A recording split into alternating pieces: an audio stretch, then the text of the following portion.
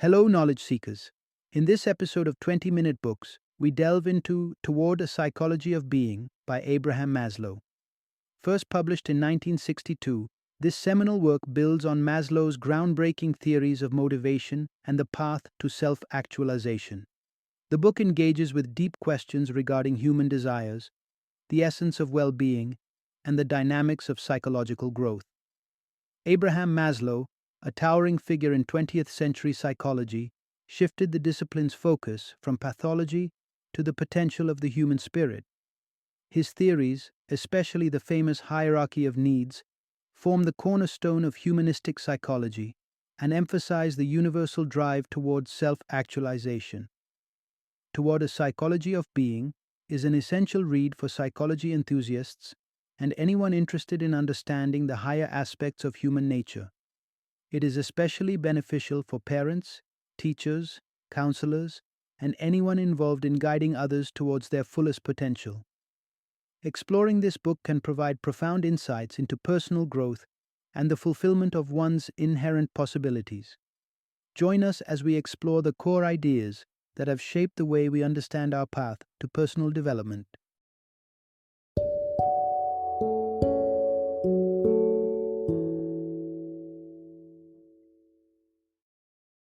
Toward a Psychology of Being, Understanding Human Nature and the Fundamentals of Our Well-Being. Introduction. Exploring the peaks of human potential, discover the essence of self-actualization. Abraham Maslow, a prominent figure in psychology, provided a fresh perspective during a time when the discipline primarily centered on addressing psychological ailments. Dubbed the sick half of psychology by Maslow, this focus captured his attention but also sparked a desire to probe into the untapped healthy aspect of human psychology. Rather than merely combating illness, Maslow believed psychology should also promote thriving health. Rejecting the binary labels of sick and healthy as too narrow and culturally dependent, Maslow introduced the concept of self-actualization. This term refers to the full realization of one's potential, an innate process he perceived as the ultimate goal of human development. What, then, is self-actualization? Let's unfold this transformative concept together. In this exploration, we'll uncover the reasons behind the rarity of self-actualization, the nature of peak experiences, strategies for societies to foster an environment where self-actualization isn't just possible, but promoted. Part 1. The innate journey toward self-actualization, a deep dive into our inner nature. What if the essence of human nature wasn't encrypted in divine realms, but lay hidden in the depths of our psyche? This is the premise on which Abraham Maslow, a pioneering psychologist, based his theory. For Maslow, understanding human nature didn't require divine intervention, but a deep, scientific exploration of human psychology. Maslow proposed that every individual possesses a unique inner nature that is partly unique to them and partly common with all humanity. This nature is subtle, not an overpowering force like animal instincts, and inherently neutral or good. Maslow's central thesis was that this nature, rather than being suppressed, should be nurtured and allowed to thrive. He named this intrinsic drive towards personal fulfillment self-actualization. Key insight: our deep-seated need to self-actualize shapes our existence. According to Maslow, our inner drive propels us toward realizing our highest potential and talents. It's a profound yearning to accomplish our destinies, to achieve internal harmony, and to integrate and synergize our faculties. Essentially, it's about discovering and embracing our true selves. However, the path to self-actualization is often obstructed by our own denials of this intrinsic nature. Maslow argued that denying this call to self-actualize leads to psychological distress or illness. For instance, picture someone with a natural talent for art who instead chooses a career in sock sales, or an intelligent individual who plays down their intellect to avoid overshadowing others. These acts of denial aren't just minor day-to-day decisions. They record themselves in our subconscious and can lead to self-loathing and eventually mental pathologies. At the time Maslow was developing his theories, psychology's focus was predominantly on treating these pathologies. The goal was to eliminate sickness, not necessarily promote optimal wellness. In response to this, Maslow embarked on crafting a new branch of psychology which he termed the psychology of being, now more commonly recognized as positive psychology. He studied what constituted a healthy, self-actualizing individual, suggesting a shift from a disease model to one of human potential.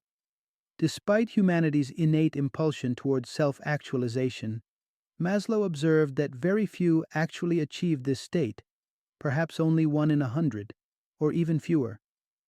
Why such a low rate of self-actualization occurs forms a curious inquiry. In the following segment, we delve into the barriers that prevent most from reaching their highest psychological development. Part 2. Meeting Basic Needs, the Foundation for Personal Growth. What drives people into neurotic behaviors? Abraham Maslow, a profound thinker in psychology, traced such behaviors back to unmet basic needs. His studies indicated that neuroses often originate not just from the lack of physical necessities like food and water, but from a deeper, psychological deprivation. All humans have what Maslow describes as deficiency needs, which include physiological requirements such as nutrients, but extend to psychological needs such as safety, belonging, love, respect, and esteem. When these are unfulfilled, individuals don't just suffer physically, they manifest symptoms of neurosis. Here's the pivotal insight. For growth to occur, people's deficiency needs must be addressed first. Maslow outlined a hierarchy of needs, structured like a pyramid, to explain how these requirements organize themselves. At the lowest level are basic physiological needs like food and shelter. Climbing up, the needs evolve into safety, followed by social needs like love and belonging, and then esteem needs that involve respect and prestige. At the pinnacle is self-actualization, the realization of one's full potential. The progression through these levels is sequential. You cannot fulfill your need for affection if you feel physically unsafe, just as you cannot pursue self-actualization if you're grappling with loneliness or low self-esteem. Moreover, the satisfaction of higher-level needs is contingent upon the continued satisfaction of more fundamental needs. A disruption at a lower level necessitates a return to fulfill that need before advancing again. Consider this example. A child explores the world confidently only when they feel secure. If a threat arises, the child's priority shifts back to seeking safety before venturing out once more. The lesson here is clear. People can truly grow and move towards self-actualization only once their more basic deficiency needs are securely met.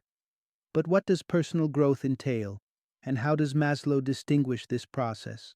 Let's delve into the characteristics of growth in the following discussion. Part 3. Understanding growth. A journey beyond mere means to fulfilling ends.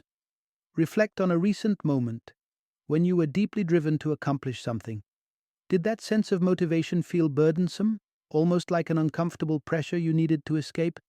If so, your actions, according to Abraham Maslow, were likely driven by what he terms a deficiency need, a fundamental lack pushing you towards restoration and balance. Yet imagine a scenario where that driving force felt pleasing, almost exhilarating, making you wish it would never end. Such feelings signify a growth-oriented motivation, one that does not aim merely to rebalance, but to continuously evolve and expand. Here's the critical concept. Growth is about pursuing ends in themselves, not just the means to another end. Maslow highlighted the stark contrast between deficiency motivation, which seeks to alleviate a lack and restore equilibrium, and growth motivation, which thrives on its own momentum without a need to revert to any former state. A pivotal difference between these motivations lies in how they shape one's perception of the world.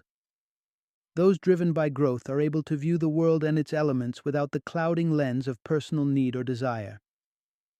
This need-disinterested perception allows individuals to appreciate things as they truly are, without projecting their desires or deficiencies onto them. Take, for example, the concept of love. Considered a basic human need, love under deficiency motivation is about fulfilling an emotional void. Here, a person depends on others to fulfill this void, constantly managing behavior to avoid losing their affection. This dependency not only breeds anxiety, but also reduces relationships to transactions, interactions where others are valued not for who they are, but for the emotional need they satisfy. Conversely, individuals fueled by growth perceive relationships differently.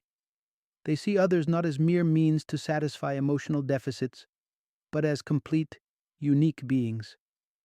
This allows for a deeper, more genuine connection where the person is loved for their intrinsic qualities, an appreciation for the being of others, what Maslow called be love. This stands in contrast to de-love, where love is conditional upon the satisfaction of one's deficiencies. In essence, self-actualizing individuals engage in relationships that are not about extracting value, but about celebrating the inherent worth of others. This perception extends beyond love to other B values, which will be explored further in our ongoing exploration of growth.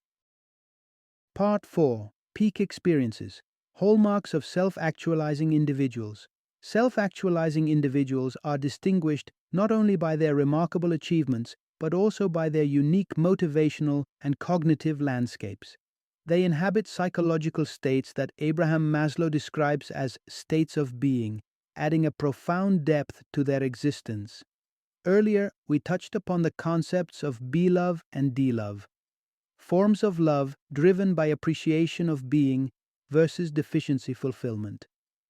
In the realm of be-love, there exists a special type of cognition known as be-cognition, or the cognition of being.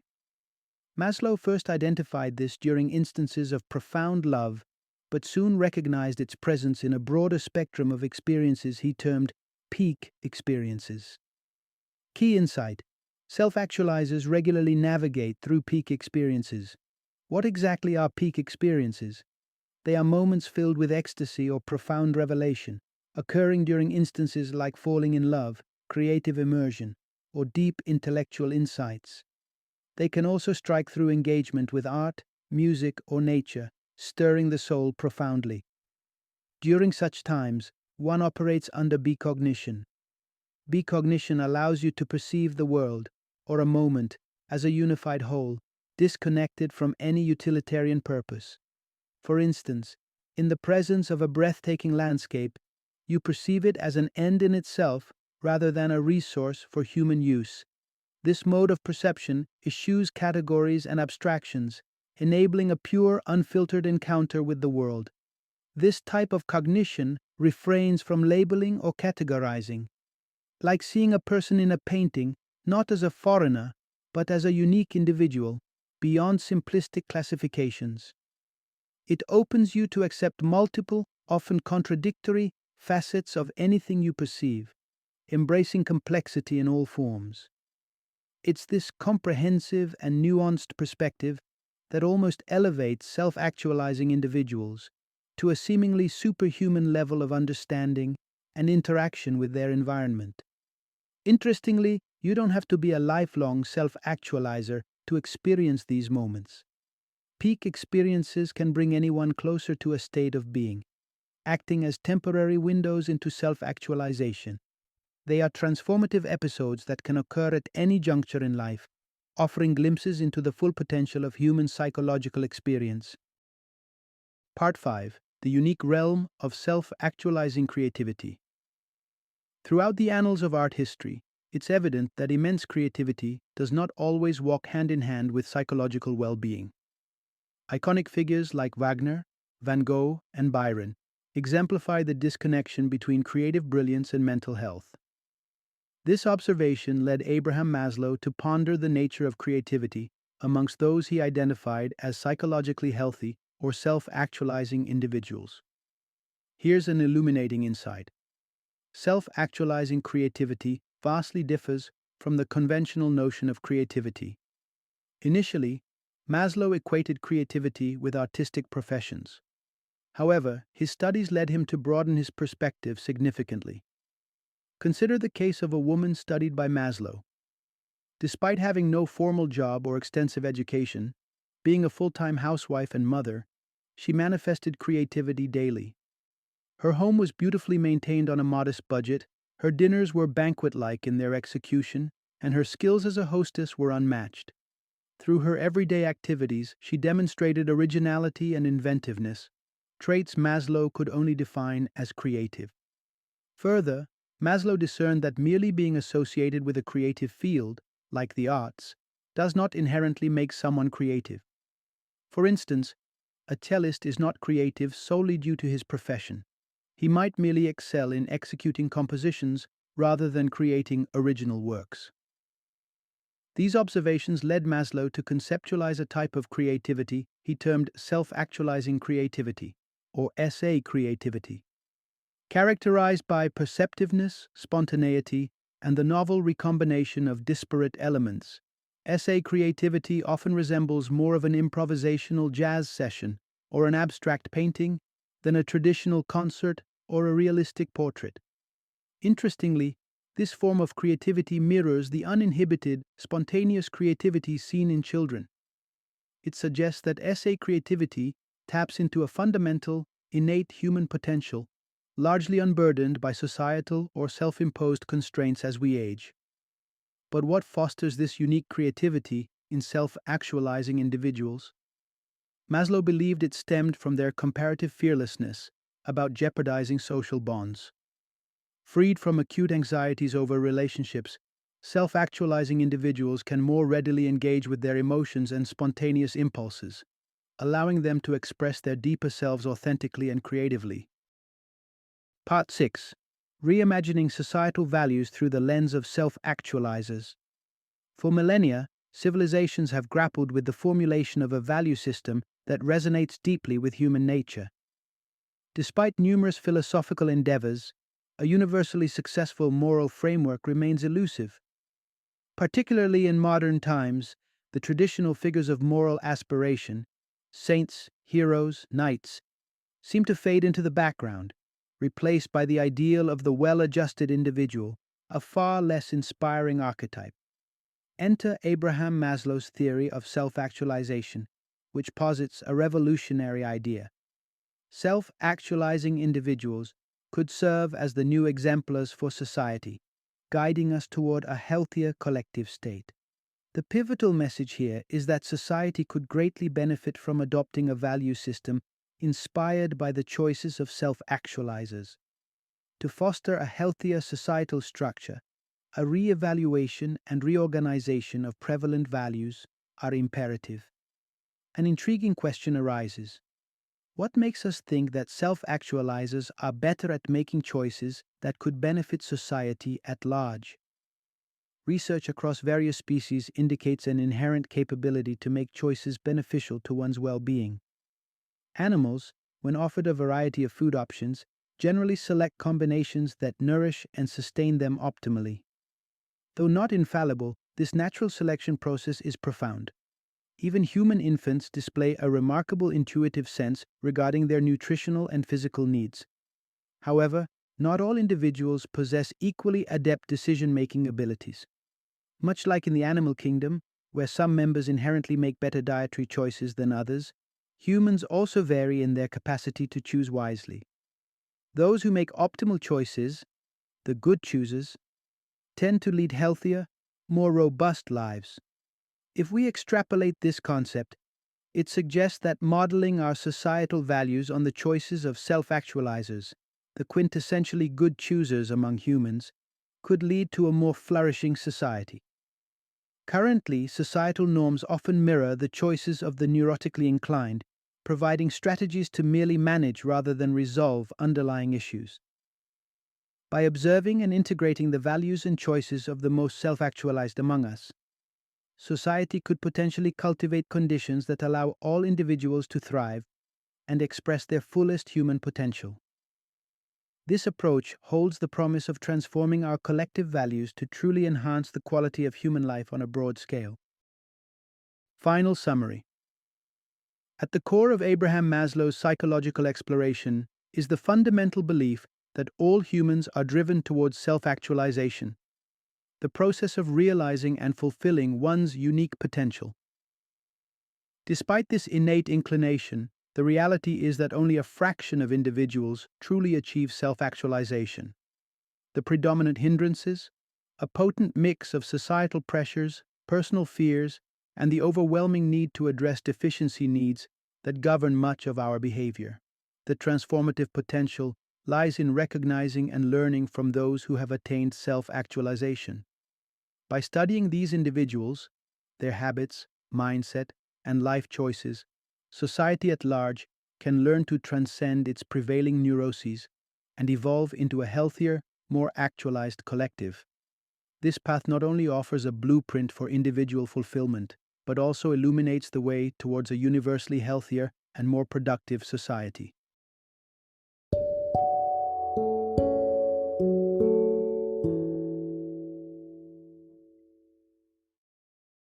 Thank you for joining me today on this journey of learning and discovery as we explored the insights of another thought-provoking book in our growing library of knowledge.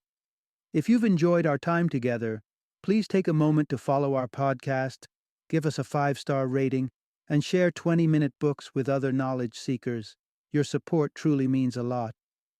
Don't forget to join me again in the next episode, where we will delve into another enriching book. Until then, happy reading and happy listening.